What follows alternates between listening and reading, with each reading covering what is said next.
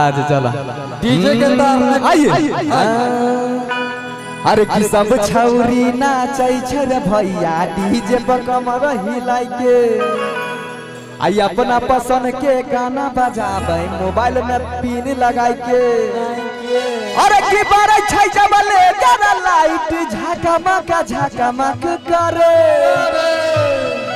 अरे कीने बरतिया औने सरतिया दोनों आपस में लड़े डीजे के तार तोड़ देला का।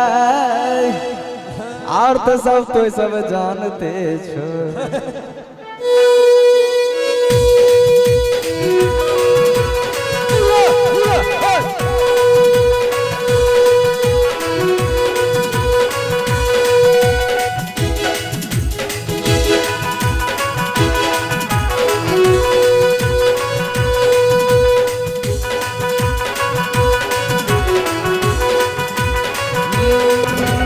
सब छौरी नाचै छै रे भैया डीजे पर कमर हिलाई के अपना पसंद के गाना बजाबै मोबाइल में पिन लगाई के।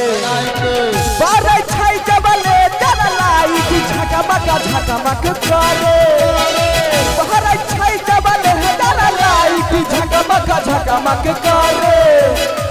इने बरतिया उने सरतिया दोनों आपस में लड़े डीजे के तार तोड़ देला का रे कपार कान फोड़ देला का। डीजे के तार तोड़ देला का कपार कान फोड़ देला का।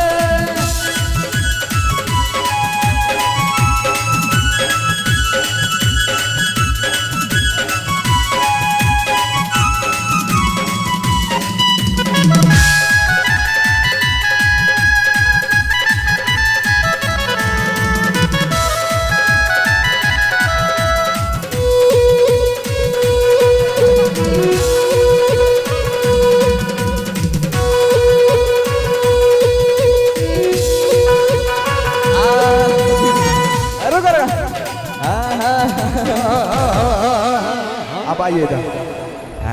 आप आइए इधर। अरे की छौड़ी मौगी के बीच में नाचे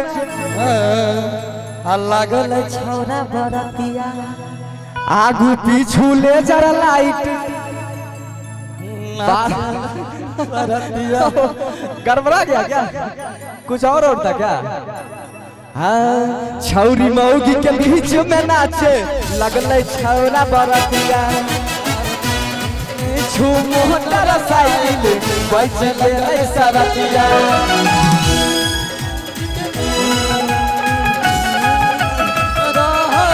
सब बढ़िया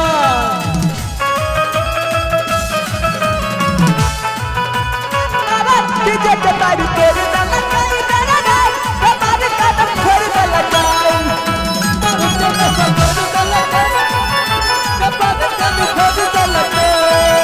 डीजे के तारी तोड़ देला कपार कान फोड़ देला का।